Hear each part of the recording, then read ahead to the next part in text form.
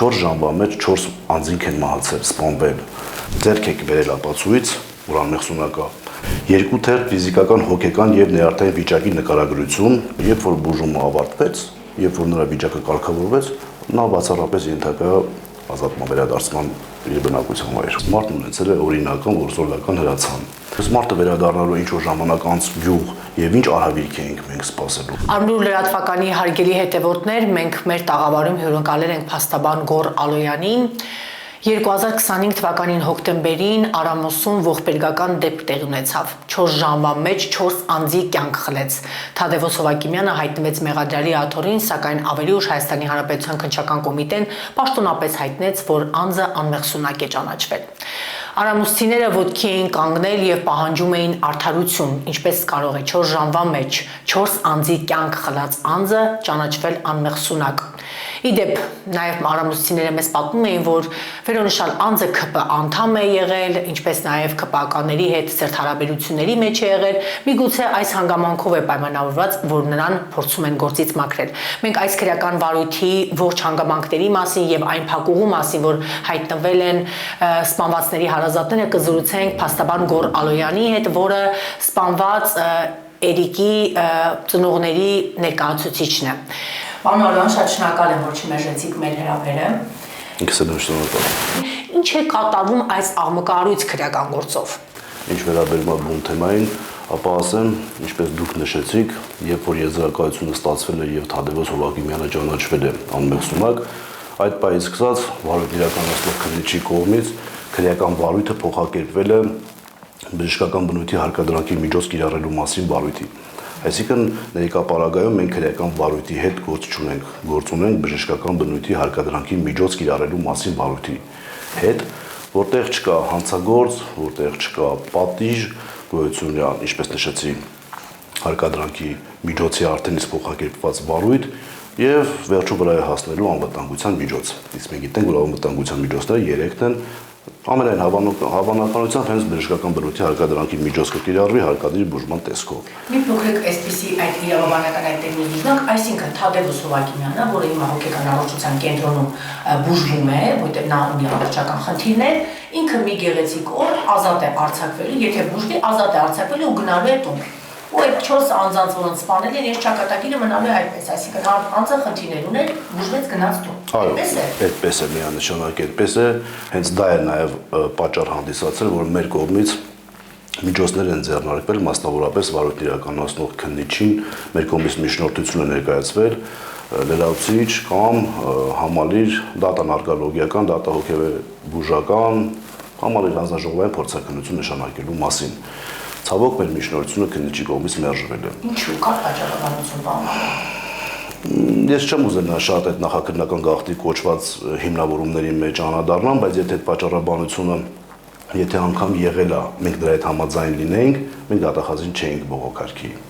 Բայց բնականաբար դրա այդ որոշման հետ համաձայն չլինելու արդյունքում քննիչի որոշումը մեր կողմից բողոքարկվել է օրինականության նկատմամբ հսկողություն իրականացնող դատախազին։ Ցավոք, ինչը եւս մերժվել է։ Այժմ մեր կողմից քննարկվում է այն դատարան բողոքարկելու հարցը։ Շատ կարճ չեն կարող այդ հիմնավորման անդրադառնալ, այդ ինչ հիմնավորում են բերում, ոնց կարելի է նման հիմնավորում բերեն, որ միանգամից ասեն, որ ոչ, միգուցե համալիր նշանակվի, այլ բան պարզվի։ Շատ լավ, կուզենամ ես կարճ անդրադառնամ հենց եզրակացությանը փորձագետի։ Նախ կուզենամ նշել, որ վարույթ իրականացնող քննիչի կողմից նշանակվել է դատահոգեբուժական, դատանարգոլոգիական համալիր փորձաքննություն։ Բայց փորձագետները իրենց իսկ նախաձեռնությամբ իրականացրել նաև հանձնաժողովային փորձաքննություն, ինչն արդեն խոսում է դրա մասին, որ սույն գործը ի տարբերություն այլ գործերի որոշակի դժվարություններ եւ որոշակի խնդիրներ է առաջացնում։ Փորձագետի եզրակացությունը բաղկացած է 16 թերթից։ Առաջին թերթը պարունակում է ընդամենը գրականության անվանումներ, որից հետո 12 թերթ ընդամենը քրեական վարույթի փաստերն են շարադրված։ 2 թերթ ֆիզիկական, հոգեկան եւ ներառյալ վիճակի նկարագրություն,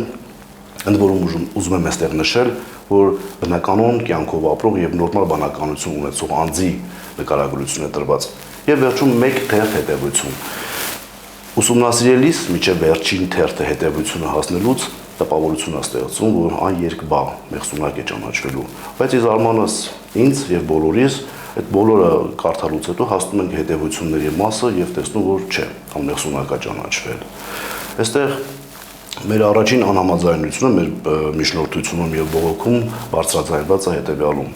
Խախտված է որոշակի կարգեր, որոշակի օրենսդրությամբ նախատեսված պահանջներ։ Մասնավորապես փորձագետները շահագրել են գրականության վերնագրեր։ Մենք ասում ենք շատ լավ է որ վերնագրերը, բայց կասեք ինչ մեթոդիկա է կիրառվել եւ այդ կիրառման արդյունքում կոնկրետ ինչ հետևության է եկել։ Վերացական շահադրված են վերնագրեր, գործի հանգամանքներ, ինչ որ ֆիզիկական, հոգեկան եւ ներառական վիճակի նկարագրություն, ընդ որում նորմալ բանականություն ունեցող մարդու եւ վերջում անմեղսունակության վիճակ։ Բնականաբար եւ այս եզրակացությունը մենք համադրել ենք նաեւ Թադևոս Հովակիմյանի վարքագծի, ինչպես հանցանք կատարելու ժամանակ, այնպես էլ դրանից հետո եւ առաջ։ Ավելորդ չեմ համարում նշել, որ վերջինս ունեցել է նախ վարել է բնականon կենցաղ, տաքսի ավտոմեքենա է, տաքսի իր ավտոմեքենայով ունեցել է վարորդական իրավունքի վկայական։ Դեպքը հենց 4 ժամում 4 հոգու կյանք ապօրինաբար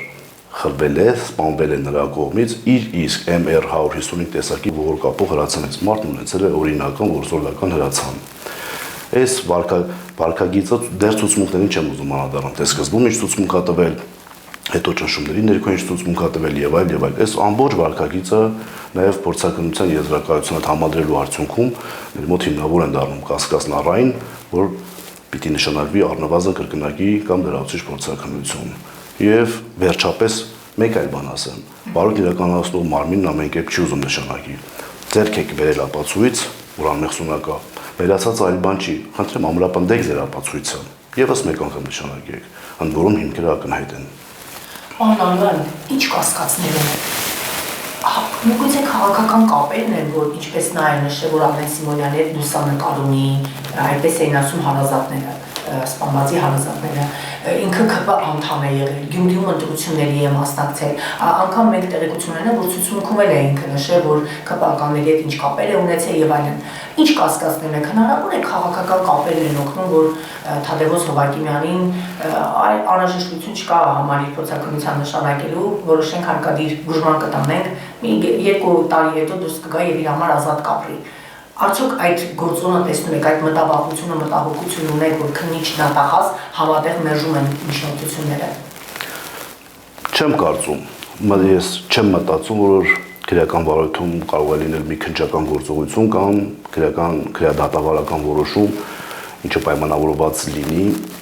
քաղաքական հայացքների հետ։ Չէ, ամենևին չեմ կիսում այդ միտքը, մենք վստահ եմ, որ գործ ունենք զուտ իրավաբանության հետ։ Թե ինչպիսին է մեր իրավաբանությունը, դա փաստի, դա գործի այլ կողմն է, հարցի մյուս կողմն է, բայց քաղաքական նկատառումներ կամ երանգներ բնավ չեմ տեսնում։ Իսկ միգուցե իրավապահները այլ ուղղությամբ են խիստ զբաղված է երկրորդական գործ է, որտեղ փաստացի մենք մասնագիտական առումով նաև բախվում ենք նման մի խնդրի, այնքան են իրավապահ մարմինները զբաղված հոգեվորականներին կալանավորելով կամ քաղաքական գործընթացներով, որ ըստ էության հասարակ քաղաքացիները հասկանալով, որ օրենքը չի գործում, գնում են վենդետայի, ներքին, այսպես ասում են այս process-ը, քանի որ այս արդյունքին չհասանք, մեկ մեր ձևով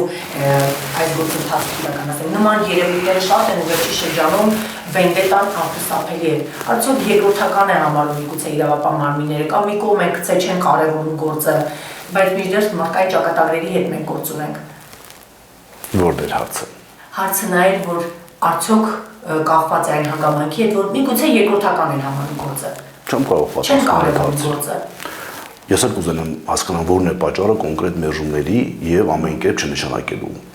Դատարանում դուք վստահ եք, որ կունենաք արդյունք։ Ես կարծում եմ, այո, մենք բոլոր դեպքերում ունենալու ենք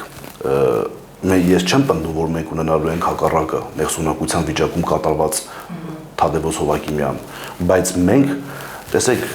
ըստ էության ոչռագործությունն է տեղի ունեցել 4 ժամվա մեջ 4 անձինք են մահացել, սպանվել։ Էրիկ Ղազարյանը, ով սպանված ամուսիններ Գևորգ Ղազարյանի, Մենուհի Սահակյանի միակ առուզավակն է, վերջինս ընդամենը րոպեների ընթացքում երկկողմանից ծնողազուրկ է դարձել։ Եվ այս մարդկանց պահանջը բնական է, այս մարդկանց այս անհամաձայնվել է իրավիճակի հետ, շատ նորմալ է, շատ բնական է։ Մարդիկ ավել բան չեն պահանջում, քան ասում են եւս մեկ անգամ բերեք ամրապնդենք, մեր կասկածները փարատեք։ մարդկանց մոտ իրականում շատ անսպասելի վիճակ է, թե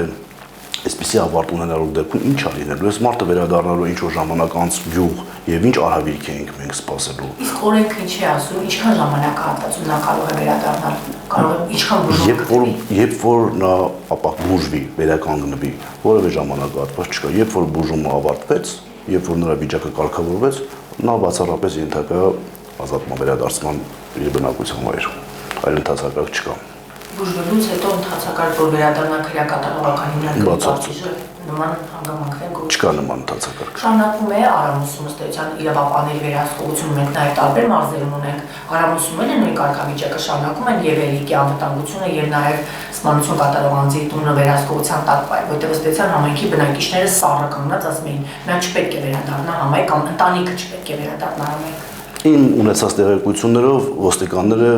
պատշաճ են իրականացնում իրենց ծառայությունները եւ դրանով որևէ խնդիր առհասարակ սույն վարույթում մենք որևէ խնդիր չենք տեսնում։ Վարույթ իրականացնող քննիչը բոլոր միջոցները ձեռնարկել է ապացույցներ հավաքելու, ապացույցների համակցություն, ամեն ինչ արված է նորմալ։ Այստեղ խնդրու առարկան բացառապես փորձաքննության եզրակացությունն է։